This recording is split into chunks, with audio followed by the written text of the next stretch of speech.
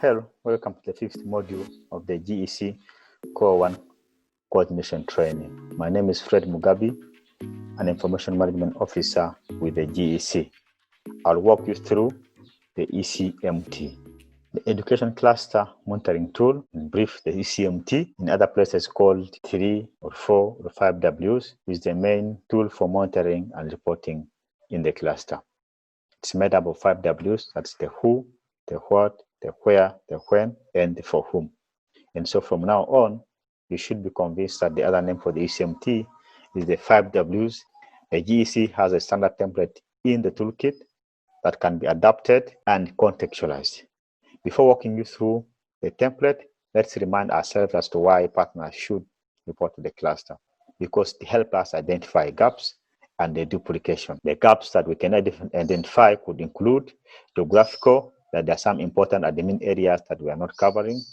The other gaps could be thematic, that there are some relevant activities that are not being implemented. And the other gaps could be in terms of the population categories, that there are some category of learners that are not being supported. And therefore, monitoring helps us to do what we call course correction. The other reason as to why we should track the cluster response is because monitoring and reporting hold us accountable to the donors and the beneficiaries, that relates to the accountability to the affected population. Monitoring can help us generate evidence of trends critical for advocacy, both at national or even at the global level. Now let's walk through the standard GEC ECMT or the 5W template. On my screen is the GEC generic ECMT or 5W template. As said before, it has the 5 Ws. The first column is about the date. So it's always important to report the dates, to include the dates, because as we will see, the reporting happens throughout the year. And so it's important at the reporting time, the patterns include the date.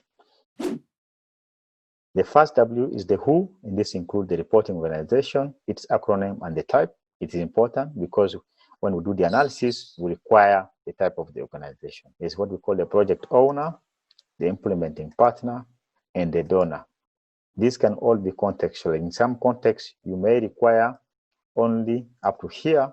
In other contexts, you will require to have these 3 different layers of the organizations involved in the response. It's also important to include the donors, because as we do the analysis, we want to know where the sources are coming in from.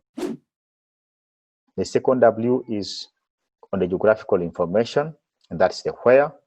We have called them admin levels here, but in different contexts, they are called something different. In the context where I'm working currently, and that's Sudan, the first admin here would be the state. And so I would put state, and this is the P code for the state. The second admin layer would be what we call locality. And so I would call this locality in my context. In other contexts, it could be the district, and this is P code. In my context where I'm working, I only have up to 2 admin layers, so the rest are not relevant for me.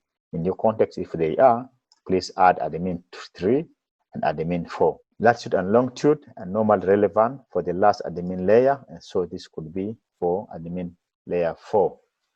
But because in my context I don't have up to layer 4, I would skip latitude and longitude. The next in the where is the name of the school, very important. And this could be generated from the EMIS. EMIS is the Education Information Management System, in which there's also a code. So I would add this based on the EMIS information. And if possible, I could also add in based on the camp layers. The other is the type of the school, and there's a drop-down menu. You can contextualize this to add in any missing type, or if this is a long list, remove what's not relevant. The last under where is the type of education. Again, there's a drop-down menu. If there's anything in here that doesn't apply to your context, remove and add what's relevant. The next layer is the what, and that's basically the response activities. And as you can see, my list is still empty because I haven't contextualized.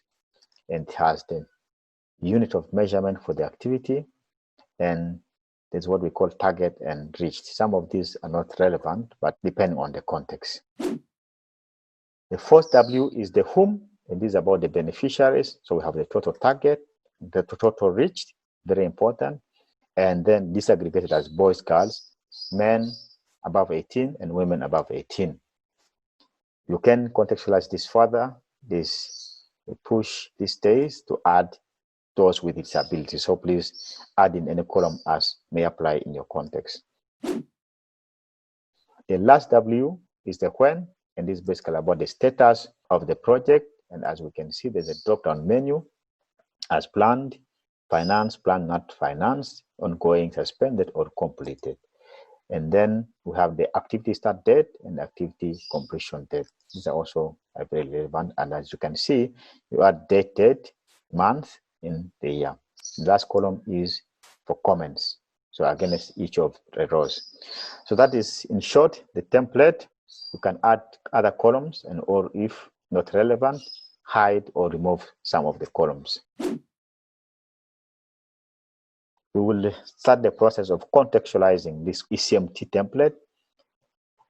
For us to contextualize this, there are three key resources that we will need. The first is an updated contact list with the list of all the partners in our context. The next we'll require is what we call the COD, or Common Operational Data Sets, and this is available online on what we call the Humanitarian Data Exchange. If you Google HDX, you should be able to get that, or you can ask from your OCHA focal point. The reason as to why we require the standard COD is because we need uniformity in the names that we use for the location. If we let partners type in the different locations where they are working, there's high risk that each partner will type the names differently, and that will affect the analysis. The third resource we will require is the response framework, from which we will extract a list of the prioritized activity. Now, let's go step by step. As I say, the first step is to contextualize the who, and for us to do this, we will require our contact list. And so we'll open the who, and as we can see, we have the list of the partners in here. This is not updated, so I will go into my contact list. And so in my contact list, I'll look out for the list org, where the list of the partners are. And so I need the name, the acronym, and the type. And so I will copy all this. I'll get into my ECMT, the who, and paste the name of the organization, the acronym, and the type as values. Now my list is updated. And when I go to the tool itself, now I see that I have my list. This same list will apply for the project owner, the implementing partner, because these are the same partners. For us to contextualize the where, we will require the admin layers. When we received the admin layers, or the CODs, they are in this format. A lot of columns, but we require some of this data, not all. If we go back into our template and open the where, we will see that template is well organized with different headers. And the first header is admin 1 and admin 1 P code. So we'll basically require the information to fill into these columns. So you don't need to worry about the headers. What is important is the information to fill into the different columns. So we need to organize our information as per the different columns in the template. And so do your preparations before you begin contextualization process. Now, what we'll do first is to copy admin 1 and admin 1 P code. And so because I've done my preparations before, I have organized my data as needed in the template. And so I have admin 1 name and admin 1 P code. So I will copy the two columns without the headers, and I will paste admin 1 name and admin 1 P code as values. And so when I go into my main tab, I now have the admin 1 names. Initially, I didn't have this. The last contextualization we should consider is the what. And so this we take from our response framework, basically the list of prioritized activities that we will be monitoring. Again, so this is the response framework, the list of activities that we have agreed as a cluster to track in the new year. And so we will copy, get into the ECMT, and again paste as values. And as we can see, all information has been copied. And again, when we go into the main tab, Now we have the list of our activities pre-populated. So basically, that is how we contextualize the ECMT. And at this point, looks like our template is ready for the partners to use to report to the cluster. However, it's important that you hide columns that the partners do not need to see for two reasons. One, that they expand the template and make it big. Two, that they could break the functions that are inbuilt into the template. So hide all the columns, for example, the codes, so we don't need to see this. Again, these are important for us to set up the template. Hide all this, and because I'm not using this in my context, I'll hide all column L, admin 3, all the way to latitude, because I will not be using them. So hide all this. Do not delete, but rather hide. And I check through if there's any other column that I need to hide. Looks like all this is okay.